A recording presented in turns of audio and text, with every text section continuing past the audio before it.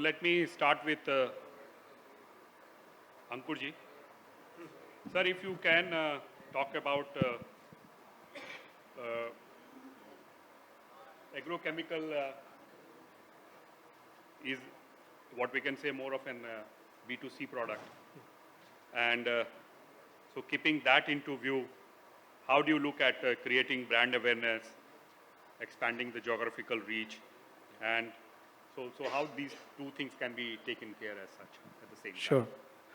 No, it's a very pertinent question around the, one is of course the creating brand awareness on AgChem as a product, and second is on the geographical reach. So far as the brand awareness is concerned, at least in last 5 years, especially post-COVID, the regulations around the label, around the distribution of agrochemicals, and as well as the packaging requirement and as the uses, they all have changed significantly. There is, of course, a pressure from the regulatory bodies, especially from Europe, as well as various social interest to actually make agrochemicals safer. And therefore, one element which I always talk about, which is largely into the agrochemical industry, is getting more informative on your social media strategies. Because agrochemical as a segment has a biggest B2C element within the larger chemical ecosystem, apart from the food, nutrition, ingredients, and the pharmaceuticals. The broader awareness about agrochemical, its uses, its efficacies, and of course, its side effect had to be discussed in a much wider forum rather than just to your end consumer. There are companies, and I'm talking about at least the large companies in Europe and America, they are now proactive about talking about their discovery, their lab work, as well as their R&D ecosystem, which is not the case 10 years back, where most of these information were released only during the investor calls and otherwise. Now, secondly, the one more change which I have seen that people want, or the companies want, their customer to speak up for themselves. So reaching out to the pharma community, while explaining them the uses, they're becoming your spokesperson about the efficacy of your product and of course the safe handling. So both in terms of you informing your stakeholder, which is beyond your core consumer, through social media and non-social media campaigns, and of course, making your channel partners, your farmers, your end users, speaking for yourself. And how you bundle it as a strategy and put it in the branding actually is now become this essential part of the communication. We always joke in our chemical world that slowly the agrochemical is also moving towards pharmaceutical way, where an advanced information about the future efficacy of your product need to be educated irrespective of the ingredients and elements which is there. Secondly, on the geographical reach, I think while a lot of people have a different view on that, I would always believe that it should be the region-wise approach. Something which worked in Europe may not work in LATAM. Something which worked in Japan may not work in US. Therefore, one has to identify the kind of segment in terms of the crop they are targeting. At the same time, the regulatory ecosystem. And most importantly, the kind of communication you want to unleash. Excessive customer information in Europe is seen as an element of transparency. In Japan, it's seen always as an excess. So depending upon the geography you are looking at and the customer you are catering in, this need to be the tailor-made. So that's my 2 cents on it. A supplementary to on the brand part of it, do you see any difficulty in terms of branding, say, agrochemical products, and how do you see it can be minimized? 2 elements. One is that I'm not too much concerned about the MSDS, the safety part of the agrochemical, which is really well laid out and defined through regulatory ecosystem. The concerns comes in your advertisement and the sales collaterals. How do you translate those MSDS information and your product efficacy document in a simpler form to your sales brochures? A lot of time, and this is my personal view, the panelists may differ. I've seen in most of the event, most of the time, your marketing collateral is actually the replica of your MSDS. And that's the difference between a branding and a selling. When you brand your product, you tailor-made to your audience. Anybody who is part of those exhibitions in an agrochemical industry, who may be from a consumer end point of time, who may not have an exposure, may not make too much sense of it. So one is, we should stop replicating MSDS and the, all this technical information as part of my sales brochure. Second part, we should have a lot of end user testimonials in our branding ecosystem. I mean, at the end of the day, it has to be simplified to an extent that a normal person can also comprehend. Third part of the branding, which is Pravinji, which is largely missing in our AgChem ecosystem, is actually leveraging my distribution channel and their strength to speak on our behalf. It's a B2C segment, but very few of us actually end up interacting with the last mile farmers. India is, as somebody says in a panel, is an OEM. We're actually producing N-1, N-2, N-3, going to the final formulation.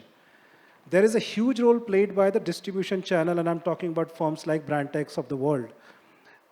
They do a lot of advertisement of the product which they are selling. Can we tie up with them and create a curated brand strategy on our behalf, which actually can go not only in a B2B setup to our customers, as well as can be used in those exhibitions to go to our end consumers as well? Thank you, Ankurji. Now I come to Saumendra Kumar Nayak from PI Industries. You take care of branding for both PI Industries and Jivagro. So, and here I would ask you to focus on, say, the delivery systems and the rewarding the farmer engagement.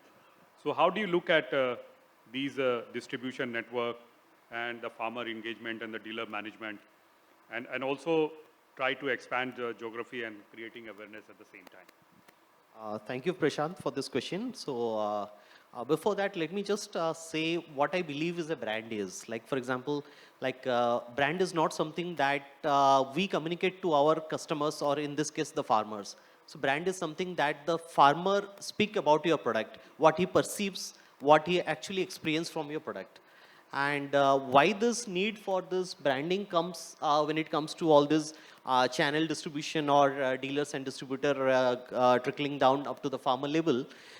Just to give an example, like there are like 330 molecules or active ingredients which are registered in India. So, and there are 859 formulations which are registered in India. So, like coming to this, actually, I'm just talking, forget about entire India, I'll just talk about one state, Punjab. So, as per the official data, Punjab is having like 59,000 SKUs which are licensed or registered. And then there are like 13,500 brands which are registered in Punjab. So now look at the complexity of the whole entire structure. So suppose if I am a cotton farmer, maybe I'll come across 20 products in my entire life cycle of cotton crop for a single season. So I have to pick up one product out of like 20 different formulations for one case. And then again, out of each formulation, there are 20 existing brands from different organizations. So it makes my life more complex, like 20 into 20 into 20. So it's like I'm making a decision for one decision from among 8,000 like permutations. So this is a kind of complexity. So now what has happened, like we have been talking, like our industry has been growing at a CAGR of 8 to 9%. But along with the industry, the number of brands has been multiplying multifold. So and this has made like entire clutter has come onto the thing. So it's like, that's where actually the need of branding arises, why we want our brand to outstand. And so when we go to the channel, so obviously we, like what we do normally, first thing is like we also have to focus on packaging as well. So why I'm saying packaging, because packaging also is an element of branding. Where we also communicate a lot of things. So packaging is not just a medium of delivering a product, it's also a medium of communication also. So if you see like what PI or Jivagro both has done, like they have taken up they have taken up a step where they have made all the products look identical, like identical in terms of packaging. That they have patented the registered bottle shape, and but they have also simplified it in terms of colors, because color is something which is more appealing to the farmers. So when you actually go to the farmer, he will never study the text, as like Mr. Ankur also emphasized on that point. They hardly read the text. So it's more the color that you can focus, more the icons that you place on the bottles that focus, the shape of the bottle that focuses. So these are the things that the farmer or the dealer, even the channel, also appreciates. So this is one part of it. Now I'll just also emphasize on another point, like for example, in the words of late Steve Jobs, he said like packaging is like a theater, like you can create an entire story out of it. That's absolutely true. Like you have a lot of things to be done on the packaging. That's one of the reasons why we have simplified it by putting the dose rate, just highlighting in terms of pictorial significance, like what is the dose rate, which are the crops. We have put the pictures. We have never written the text on the bottles. And this has been made so simple, whether the farmer has to go for broadcasting or he has to go for foliar application. That also is represented as a pictorial format. And similarly, but I will also emphasize one another point, like, okay, this, it has to be theoretical, and like packaging is always or branding is always a job of a creative person. But this creativity should also complement the organization in terms of profitability or bottom line, as well as it should also add some value to the farmers. Other than that, it is just a matter of like modern art. And you, there is no need to say like, no offense intended, but no need to say how many of us do understand modern art. One question related to branding and revenue. I see there are only very few Indian companies who has done pretty well on the agrochemical side. You are the ones who have done a growth of around 20%. So how do you see the role of branding in that overall perspective? Because our industry is now becoming what we can say a global name as well as an Indian name in terms of innovation. So what all innovations that you have done on the branding side so that it finally translates to an increased revenue moving forward? And it's all the more difficult because now you are focusing on multiple geographies. So it's not only about India, but you are looking at export in a very big way. So how do you look at these two scenarios and club it with the branding part? So I'll answer that in a way like what we do normally is like first is how we are communicating it to the end customer, how simple way and how easily we can communicate that to the customer, and we can reduce also the cost of communication. Here actually we take a lot of we do a lot of campaign, focus based campaign or theme based campaign, reaching out to the customer offline in BTL activities or ATL activities, but at the same time we also club it with the social media marketing. Like TTL activities is something that we normally do for product focused campaign. So in rural market or working with farmers, it has always been a social marketing. Although the with the like innovation of digital front, it has become a social media marketing. But actually, if you see the way of marketing, it has been since ages, since centuries. It was always about like social marketing, because when you come to urban customer, you have individual marketing because you are approaching one-on-one customer. But when you go to a village, there are like multiple seasons, multiple festivals, multiple occasions where they celebrate together. And that is where actually if you pitch in, maybe in a case of Diwali or a Holi or maybe Durga Puja, any kind of multiple festivals, so you have a good gathering and it's easy to communicate your product. So that's another advantage that we have been taking.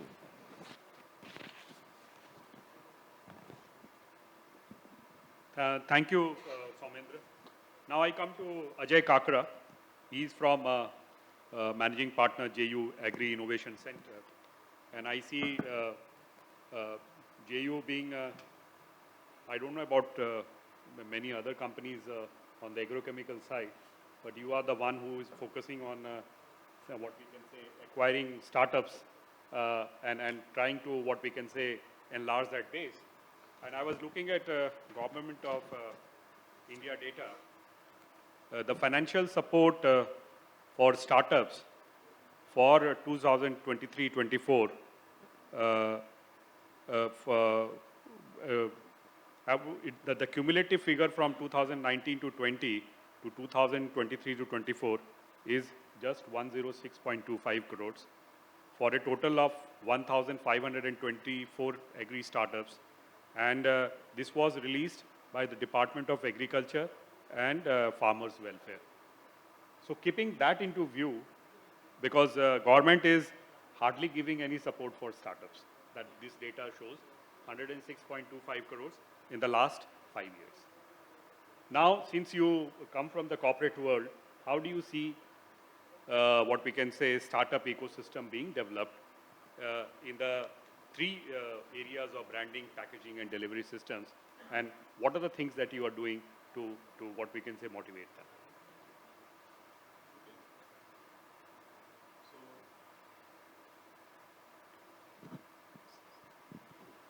Yeah, thanks. So let me just correct with the figures first. So when you look at the startup ecosystem, yes, you're right, government has invested this much amount of money in the last 5 years.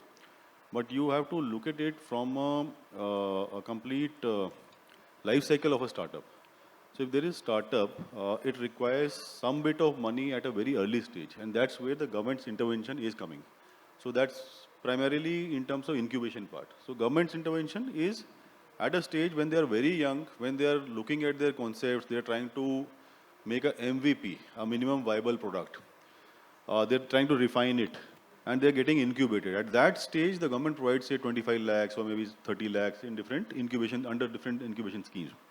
But that's not the only source with the startups. So when the startups start going ahead in their journey, they start attracting the angel investors, and then after that it comes corporate ventures like us get into the picture, and then comes the VC, and then the PEs come into it. So while the number is small, but at that time the requirement is also very small for the startups. So if you look at the startup ecosystem, there were like, in last year, there were like around 4,500 startups which are there in the Indian startup ecosystem. Out of that, if you see, downstream would be half and half would be, say, upstream. But yes, if you look at the kind of startup which are there in core agri technologies, by core agri technologies, I mean that if there is someone into, say, improving the efficacy of seeds, or someone who is trying to have a pesticide efficiency kind of a thing, or a biofertilizer development. So that's the something which is very core to the agri sector, or he is trying to improve the farmer's productivity in some way or the other. So those kind of startups were very less. Yes, that is a place where some more motivation needs to be done. But I sincerely believe that people who have that kind of background can only come and develop these kind of solutions. You know, until unless you have soiled your hands in the field, you really cannot come out with innovative techniques and tools for solving those problems. The second part is that when you look at the startup ecosystem, they require a lot bit of innovation, I'd say, in terms of establishing themselves in the market, in terms of establishing their product, in terms of creating awareness of their product and the businesses in the market. The most difficult part for them is to create a trust with the farmers. You know, because farmer of today, if you go to, I see someone from Rajasthan was here, and I'm also from Rajasthan. So if you go to the farmer will say, कि भाई साहब आप कौन हो? ये product क्या है? मैंने कभी देखा नहीं मार्केट में. उसके बाद then it becomes very difficult for you to convince him. It takes at least 2 to 3 seasons. आप उसको बोलोगे कि you please check my product. You'll try to give him free samples. You give him demos, and only then it gets established. So that's something which comes with the business, and it is a very difficult phase for the startups. And 9 out of 10 startups become either perish or they become sluggish in this phase. And that's where I believe that startup ecosystem needs to mature. We need to provide them more information. We need to provide them with more access. We need to provide them with more, if you ask me in general terms, security for the businesses. Otherwise, what will happen is people will start shying off, because इतना try करने के बाद अगर आपका startup नहीं चला and you know that 10 people have not succeeded, you will not get into it. They will try to get into places where it is only tech or it is only, say, normal business like food or something else. Agri is a very difficult one.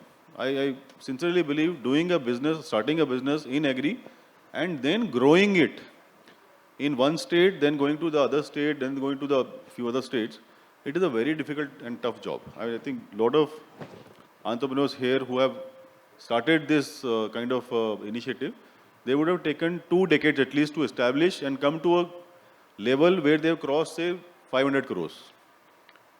So my suggestion here is that startup ecosystem is very buoyant. Government has done their job, at least for the initial stage. But for them to be very successful in the market, we need to have very smart founders. We need to have support in terms of financing, in terms of alternate channels for marketing, and in terms of a lot of data points, so that they can survive on their own. A lot of them depend on secondary sources for data or financing or other things. But this is where it becomes critical for them. Because for larger companies, there is a lot of buffer, there is a lot of support from outside. People can give them money, they can get from private lenders. All sorts of things are available, but for startups, it is very difficult. Banks do not touch them.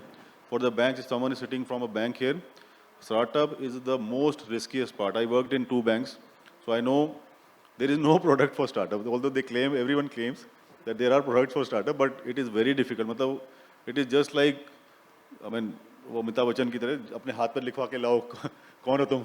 So it becomes very difficult for them to get a loan, and in current banking system, it is very difficult. So harshness increases when they go along. So you need very smart startup founders, very robust business models, which is profitable right from day one. You can't burn. You have seen in COVID, lot of startups just bursting out. So that's my suggestion, that this entire thing needs to develop and a lot of support needs to be provided to startups at different stages. One additional question to you.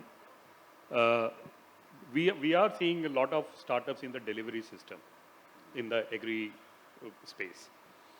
But we do not see innovations or startups in the branding part or in the packaging part. So what's your suggestion or what's your gut feel in this regard? Okay, so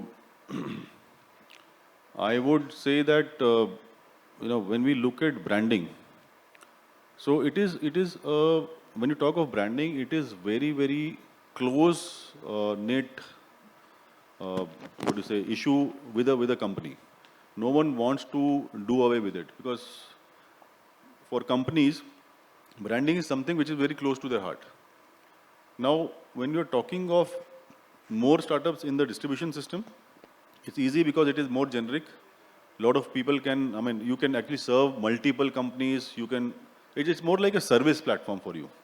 I would say that it is like a service platform where you can create a SaaS system where you can have a lot of innovation into it. You can create a digital system. You can have a track and traceability system. A lot of other things can happen. But when it comes to branding, yes, that's the tougher part of it. So I know startups who are there in branding, who help people to grow their brands. Obviously, it will not be that if you want a marketing branding agency, there are, I mean, n number of people there.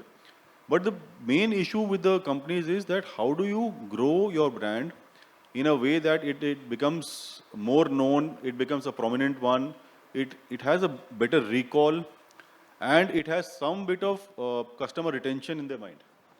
So very few companies are there, and for that you require a very core capability of understanding the branding part. And in agri systems, branding is with the rural customers. So when you look at the target segments, you will find more companies, or rather more people to support you when you are looking at urban customers, and there will be very handful who are there in the rural segment of it. Because understanding of rural segment is very less. So you will not find people who are there in that segment to help you out. Yes, people have capabilities, companies have capabilities, but they are not into this business. It is not their core business. They would be there. If you ask me, if I go to a Nirma and ask them, how did you do the branding? They can give you 10 suggestions. They can help you develop a lot of things. Or if you ask me, if I go to a Mrs. Bector Foods, Cremica, आप लोगों ने biscuit खाया होगा. That company is like kind of a Nirma for the FMCG products. It has very deep penetration in the rural segment, knows everything about the branding part, and brand is also doing good. But they will never come out and help him or me or for anyone else. So you require a lot, I mean, people to come out in this space. So that's where the gap lies.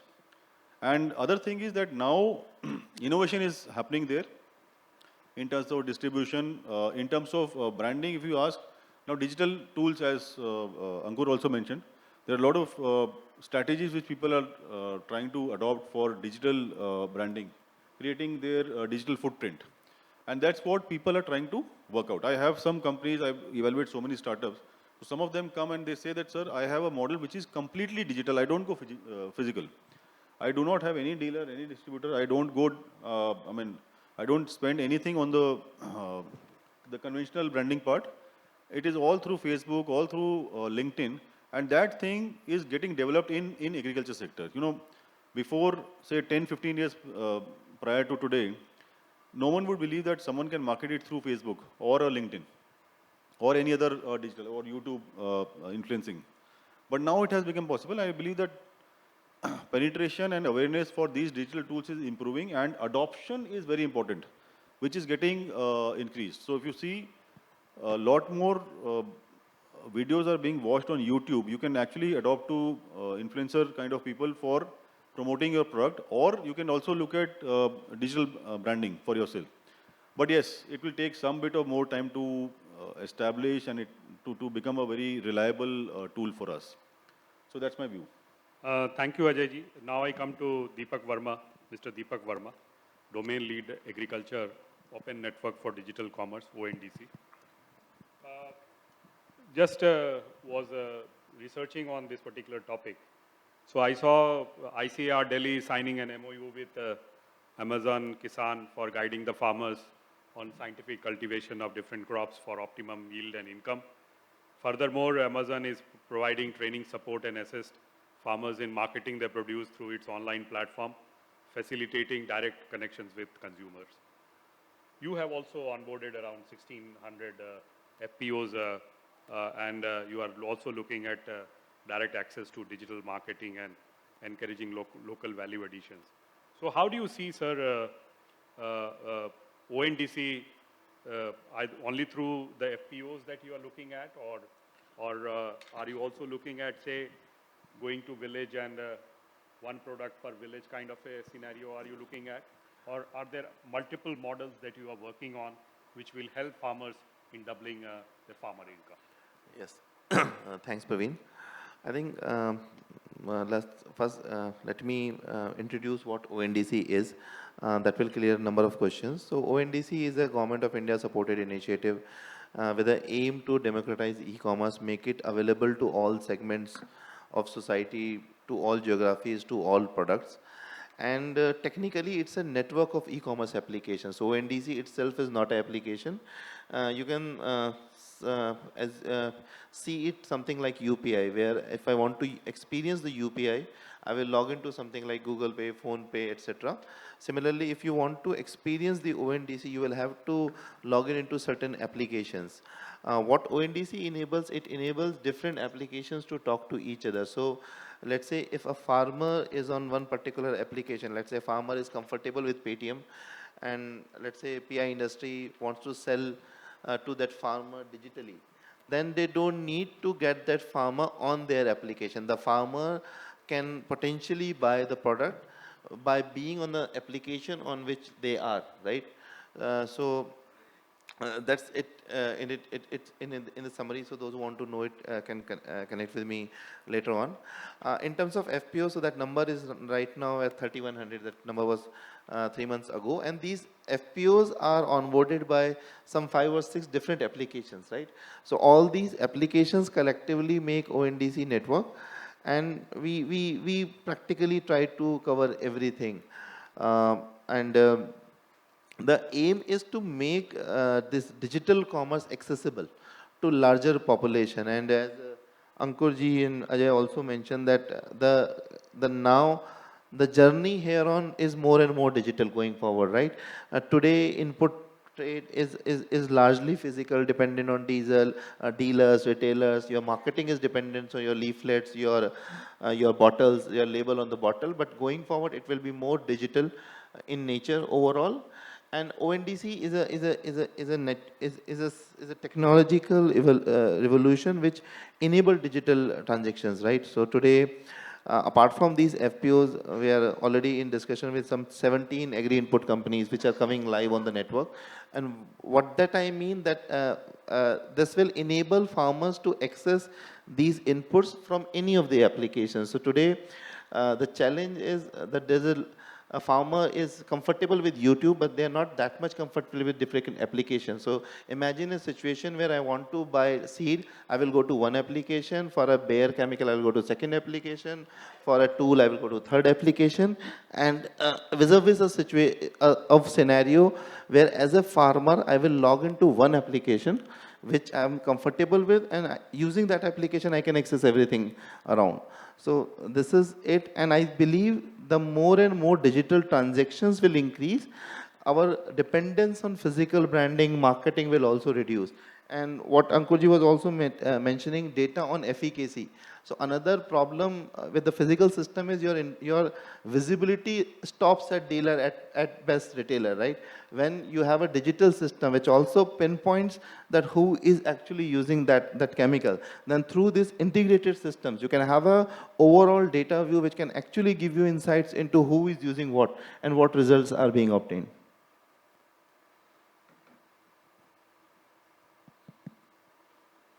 So just wanted to know whether ONDC is also looking at chemical distribution later on, and No. So and presently, what's the run rate that you do have per month? So overall, at ONDC, we have some 2 lakh transactions per day which are happening. The number is largely driven by mobility, which is cab booking, food order, grocery ordering, electronics, the usual suspects.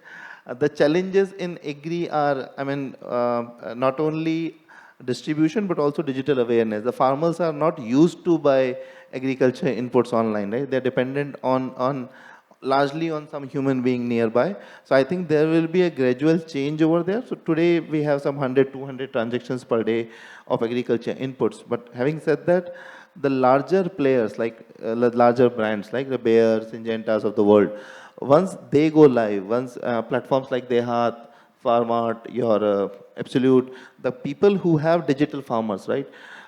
Once they will come live, I see this number improving significantly, because it will be very difficult to onboard these farmers on new applications. So our approach is, so collectively all these digital application, advisory application, they claim around 2 crore farmers are using some kind of technology application.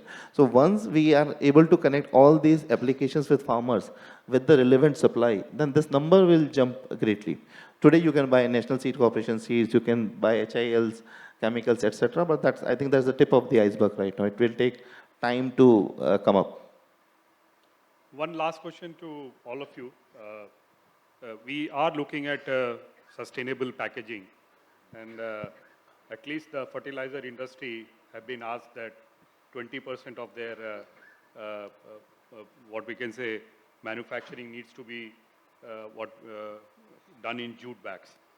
So do you see sustainable packaging coming into picture, and how do you see, because this will give a lot of what we can say innovations in the terms of branding that we are looking at. So to start with Deepak, and then followed by Ajay ji, Saumendra ji, and Ankur. Slightly, I'm not very much familiar with the packaging. But yes, why not? But I think at the same time, in my opinion, I think cost is a big factor.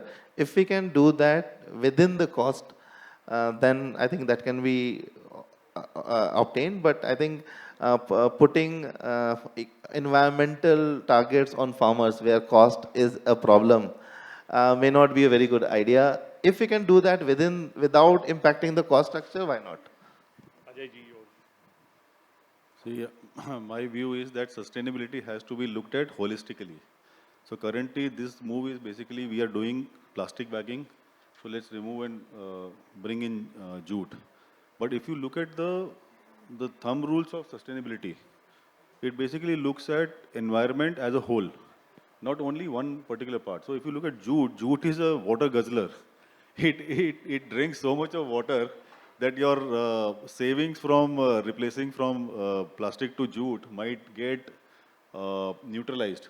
But yes, at least we'll save on plastic consumption. So that's a okay part. But yes, I would suggest that it's not only the packaging part. It may be a lot other things where you can actually introduce sustainability, which can make businesses more sustainable. Not only one part like packaging is sustainable. It can be looked at right from supply chain part angle or from energy conservation. You know, energy conservation is a bigger threat. Or gas emissions if you look at agriculture. So there's a lot of gas emissions which happen in a fertilizer plant or in an agrochemical plant. So if there's a way we can reduce those things, so sustainability would, will be more prominent, will be more effective in those areas, while we can also have these initiatives. Even that work is going on back, like say a percentage of energy requirements have to be met through the renewable energy. Yes, but implementation and actual, carbon credit generation should be Saumendra ji, your views? So there are few angles to it. So one of them is like agrochemicals in particular, or maybe even the biologicals. These are like some certain scientific products. So when it is to be delivered to the field, so there are certain, actually this packaging what we are saying is also governed from the CIB itself. So CIB clearly defines what kind of packaging has to be there for which product, where it requires aluminum packaging, where it requires PET bottle or other packagings. So keeping from scientific angle, like yes, particular, because these are chemical substances at the end of the day. So they will react with the packaging as well. So from that angle, there is a clear definition of what kind of packaging has to be. Yes, but when I'll echo with what Mr. Ajay just said, that sustainability has to be looked from a holistic angle. So there are a lot of other areas, even including the branding itself, where we can reduce the carbon footprint. Nowadays, like people are investing less on the physical leaflet or pamphlet and going for digital leaflet. So you're reducing a lot of paper wastage. You're reducing a lot of like carbon, you're reducing the overall carbon footprint. So this kind of approaches can be taken up, and this will obviously save cost for the organization, as well as also makes it more, utility-wise makes it more usable for the farmers. Because farmer, the life of a leaflet, physical leaflet in a paper, maybe hardly half an hour or 1 hour. They throw it on the soil after the farmer meeting is done. But when you have a digital leaflet, maybe you have transferred through WhatsApp, it remains and the farmer can refer it at a later date also. Ankur ji, your views? Yeah, I was just noting down when Ajay was talking. One point on your question, investment into distribution versus branding. See, distribution is a proven investment model by all PE firms across the world. Therefore, investing in distribution is easy. There is a problem, there is a solution, there is a cost, and there is a revenue. When you look at branding as a platform, it's a creative field where there is a cohesion between the client and the brand agency. And each solution is so customized that it's very difficult to package it as an investment product. And therefore, and there is only one agency who is doing chemical, who is doing pharma, who is doing agrochemical, because this agency has a creative bend of mind to deliver solution. They may not be subject matter expert. And for an investor to quantify this service as an output is a nightmarish job. And that's why they stick to the tried and tested model, distribution chalta hai, chalne do. Now, coming back to sustainable packaging, two elements. One is, of course, the cost versus return. On ECCAM, I was talking to my colleague and good friend Dinkar also.